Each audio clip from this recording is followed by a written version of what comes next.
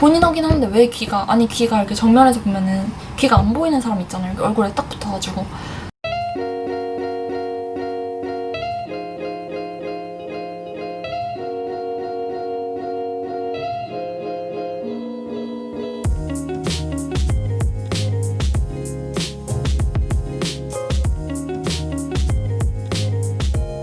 안녕하세요 여러분, 린다입니다. 오늘은 올해 가게 된 영국의 유학 비용이랑 제가 지난주에 드디어 비자 신청을 완료를 했는데 오늘 비자 센터에 갔다 왔거든요. 그래서 이거에 대한 후기도 생생하게 같이 들려드리려고 합니다. 저는 어떻게 유학 자금을 마련했냐라고 물어보시면 부모님이 너가 얼마나 가고 싶어 했는지 아니까 조금 무리를 해서라도 대주겠다. 이자 안 붙일 테니까 나중에 갚으라고 하시더라고요. 물론 개인 씀씀이랑 소비 성향에 따라서 많이 달라지겠지만 왜 런던은 뭐 6, 7만 원 정도 쓴다, 그 외 지역은 5,000원에서 6,000원 정도 쓴다, 뭐 이런 카더라들이 있는데 그러면 많은 분들이 이렇게 생각을 하실 거예요. 나는 그러면 런던에 가고 싶으니까 6천만 원 모아서 영국에 가야겠다. 이번에 비자 신청하면서 느낀 건데 왜 유튜브에 유학을 검색하면 돈 없으면 유학 오지 마세요, 유학 가면 안 되는 이유, 이런 제목의 영상들이 많이 뜨는지를 좀 뼈저리게 느꼈다고 해야 되나? 출국을 하기도 전에 이 비자 신청 준비 과정부터 그 영국 땅에 발을 들이기도 전에 얼마나 많은 예상치 못한 비용이 들어갔는지에 대해서 오늘 낱낱이 설명을 드릴게요. 우선 저는 런던 이외 지역을 갈 예정이고 한 5천만 원에서 5,500만 원 정도를 생각하고 있습니다. 사실 이게 제일 처음에 생각한 금액이고요. 지금 이미 약간 오버된 것 같은데 우선 제가 가는 학교의 경우에는 1년 학비가 3천만 원 정도 되고 다른 런던에 이제 좀 랭킹도 높고 런던에 위치한 학교들은 학비만 1,000만 원에서 2천만 원 정도 더 비싸기도 해요. 학비만. 교내 기숙사는 한 1,200만 원 정도 되는데 한 달에 그러니까 한 100만 원 남짓 되는 것 같아요. 이게 주 단위로 계약이 진행되는데 16주 아니면 뭐 40주 아니면 44주, 51주 이런 식으로 이제 51주 하면은 대략적으로 딱 12개월 정도 되거든요. 12개월보다 며칠 조금 오버되는 기간인데 그 51주 계약하는 게 1,200만 원 정도 됐던 것 같아요. 아까 학비 3천만 원에 기숙사비 1,200만 원 하면 4,200만 원인데 여기에 이제 한 달 생활비, 여기서 집세는 제외하니까 좀 절약하면서 살면은 한 달 60만 원 정도로 잡으면은 외식 안 한다고 하면 이 돈으로 충분히 생활 가능할 거고, 그런데 이제 거기 살면서 친구들도 사귀고 좀 네트워킹도 해야 되니까 그런 걸 생각하면은 한 1,000만 원은 잡으면 1,000만 원 잡으면 넉넉할 것 같아요. 그래서 아마 5천만 원이 조금 오버되지 않을까 그렇게 처음에 예산을 잡았고요. 왜 벌써 오버가 됐냐고 말씀을 드렸냐면 우선 유학원이에요. 유학원을 끼고 하려면 돈이 들고 유학원도 유학원별로 천차만별이에요. 제가 끼고 했던 유학원이 궁금하신 분들은 댓글 남겨주시거나 아니면 제가 이제 여기 디스크립션에 제 블로그 주소도 남겨놓고 제 메일 주소도 남겨놓을 건데 이제 메일 주셔도 되고 블로그에 이렇게 비밀 댓글로 남겨주시면은 제가 다음 영상에 만들 때 참고할 수도 있고 아니면 개인적으로 답변 드릴 수도 있으니까 댓글 달아주시고요. 특정 랭킹이 높은 학교의 경우에는 지원비가 따로 또 별도로 더 들어가요. 우리나라에서도 뭐 서울대나 연세대, 고려대 이런 데 지원을 할 때 애플리케이션 비용이 더 들어가는 거 6, 7만 원씩 더 내는 것처럼 여기도 명문대 같은 경우에는 한 10만 원 정도씩 더 들어갑니다. 그래서 이제 그거는 학교를 얼마나 다양하게 많이 지원을 하시느냐에 따라서 그건 달라질 수 있겠죠? 영국 학생 비자 신청을 또 얼마 전에 했는데 여기에서 또 돈이 많이 들어갑니다. 비자 신청하면서 드는 비용이 두 가지로 나눌 수가 있는데 하나는 IHS라고 영국의 의료보험비고요. 하나는 비자 신청 비용이에요. 비자 신청 비용은 기본적으로 어느 국가 비자를 신청하든 발생하는 비용인데 이 IHS가 그냥 보건소 개념에 더 가깝고 뭔가 진짜 좀 문제가 생겨서 사설 병원에서 치료를 급하게 받아야 된다 하는 경우엔 커버가 안 된다고 하더라고요. 시간도 오래 걸리고 뭐 감기 같은 간단한 질병들만 치료가 된다고 해서 이런 경우를 대비해서는 또 유학생 보험을 따로 들어야 된다고 하더라고요. 이게 한 20-30만 원 정도 더 든다고 합니다. 비자 신청이 또 장난이 아니더라고요.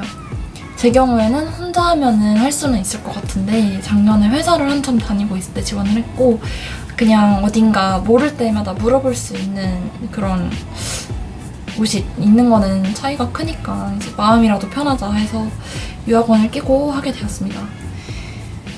일단 이 비자 신청이 학교에서 카스 레터라는 거를 발급을 해줘야 그 카스 레터에 있는 카스 넘버를 가지고 비자 센터 예약을 진행할 수 있어요. 그러면 그 예약을 잡으면 이제 그 예약 잡은 날짜에 방문을 해서 이제 바이오메트릭스라고 해서 그 얼굴 사진이랑 이제 거주증에 들어갈 얼굴 사진, 뭐 지문 이런 거 등록하는 거거든요.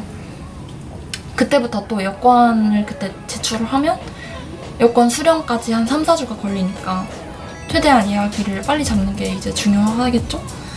근데 저는 이제 9월 중순에는 출국하길 원했고 그러려면 적어도 늦어도 8월 중순에는 센터 방문을 해야 되잖아요. 여권을 돌려받기까지 3-4주가 또 걸리니까. 근데 이 센터 예약을 위한 카스 넘버가 들어있는 카스 레터를 학교에서 발급을 안 해주는 거예요. 기약 뽑고 대략적으로 언제 나오는지도 알려줄 수 없냐라고 메일을 직접 보내도 우리도 최대한 빨리 아직 발급 시작을 안 했고 최대한 빨리 시작하길 원한다. 이렇게 좀 남일 얘기하듯이 얘기를 하더라고요. 그래서 너무 답답했어요. 너무 답답했던 게 7월 말까지도 학교에서 아무 메일이 안 오는 거예요. 카스 레터는 물론이고 그냥 그런 노티피케이션 같은 게 전혀 오지를 않았어요. 근데 그때 7월 말 기준으로 제가 이제 블로그를 막 찾아보다가 8월 13일까지 예약이 다 찼다는 글을 보게 된 거예요. 큰일 났다. 8월 중순에는 센터를 예약을 해야 되는데 그렇게 생각을 하고 좀 좌절을 하고 있었는데 다행히 8월 1일 날 카스 레터를 받았어요. 받았는데 이때가 또 주말인 거예요. 그러니까 금요일 밤에 받았으니까 혼자 이걸 신청을 해보려니까 유학원에서 저한테 알려줘야 되는 정보가 하나 있었는데 유학원은 또 주말에 일을 안 하니까 제가 이제 이걸 알 수 있는 방법이 없는 거예요. 근데 이게 또 센터 예약을 하려면 비자 신청비랑 필요한 비용을 다 결제를 하고 나야만 예약이 가능해요. 그러다 보니까 섣불리 못하겠는 거예요, 진행을. 월요일까지 기다렸죠. 그래서 월요일 오전에 유학원이랑 컨택을 해서 작성을 다 했는데 운 좋게도 저는 정말 운이 좋게도 누가 8월 10일 날 예약 취소를 했는지 오전에 자리 하나가 남아있더라고요. 그래서 제가 오늘 오전에 센터를 방문해서 여권을 제출하고 왔습니다. 저처럼 코스 시작이 9월 말부터이시거나 아니면 조금 더 일찍 영국에 들어가서 좀 뭐 적응하고 그런 기간을 가지고 싶어 하시는 분들은 카스레터도 아직 안 나오셨다면 학교에 진짜 조금 내가 너무 귀찮게 하는 거 아닌가 이런 생각이 들 정도로 그래도 괜찮아요. 빨리 보내보세요. 왜냐면 저도 같은 학교를 가시는 분을 한 분 알게 됐는데 그분의 경우에는 아마 개인적으로 이렇게 메일을 안 보내셨을 거예요. 그래서 저는 이제 금요일 밤에 레터를 받았는데 그분의 경우에는 그 다음 주 월요일에 레터를 받았다고 하시더라고요. 그러다 보니까 아무래도 좀 재촉을 하면은 그래도 좀 더 빨리 주는 하루 이틀 정도긴 하겠지만 조금 더 빨리 주는 것 같아요. 뭐 그러니까 비행기표도 못 샀죠. 계획을 아예 못 세우는 거예요. 코로나 때문에 뭐 업무가 많이 밀려있는 건 알겠는데 며칠 전에는 또 8월 예약이 다 찼다 이런 말도 있었는데 사람들이 또 이렇게 취소하고 하면서 수시로 확인하다 보면 나중에 날짜 변경은 가능하거든요. 그 신청 방문하기 전까지는. 수강 신청처럼 25일로 운 좋게 바꾸셨다는 분도 계신 것 같아요.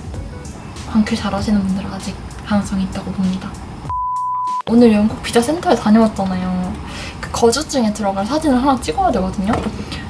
블로그를 찾아보다가 이제 방문할 때 뭐 어떤 서류를 지참해야 되나 이런 거 막 정보를 찾아보고 있는데 어떤 분이 이제 뭐 예쁘게 화장하고 센터 방문하는 일밖에 안 남았다라고 해가지고 아, 화장을 하고 가야 되는구나. 사진을 찍으니까 예쁘게 하고 가야겠구나 하고 저도 오늘 화장을 했어요. 하고 막 갔는데 귀가 일단 보여야 된다는 거예요. 여권 사진처럼. 근데 오늘 저 사진 찍어주시는 분이 일단 귀를 넘기래요, 뒤로. 머리를, 귀걸이 빼야 됩니다, 여러분. 이렇게 했는데 귀가 또 안 보인다는 거예요. 근데 귀가 이렇게 얼굴에 납작하게 붙어있는데 어떡해요. 얼굴을 바꿀 수도 없고. 본인 확인 필요하니까. 근데 본인 확인하는데 왜 귀가, 아니 귀가 이렇게 정면에서 보면은 귀가 안 보이는 사람 있잖아요. 얼굴에 딱 붙어가지고. 그러면 실제로 이렇게 얼굴이랑 비교를 할 때 실제로 봤을 때도 귀가 안 보인다 하면은 그거랑 비교를 해야지. 뭐 사진에서는 귀가 이렇게 보이고 실제로 봤을 때 이렇게 보이면 무슨 의미가 있나요? 저는 오늘 방문만 하면 되게 마음이 가볍고 이제 아 끝났다 할 줄 알았거든요. 친구도 귀가 얼굴에 붙어있다고 공감을 하면서 귀 뒤에 볼펜 꽂아야 된다고 말하더라고요. 저 이것 때문에 비자 안 나오진 않겠죠, 여러분? 궁금하신 점 있으시면 언제든지 댓글 환영이고요. 제가 아는 선에서 다 답변해드릴게요. 뭐 답글로 남겨드릴 수도 있고 뭐 그 질문들을 취합해서 다음 영상 만들 때 참고할 수도 있으니까 네, 언제든지 자유롭게 댓글 남겨주시면 감사하겠습니다. 오늘도 영상 끝까지 봐주신 분들 너무 감사하고요. 이 영상이 마음에 드셨다면 구독이랑 좋아요 부탁드릴게요. 안녕.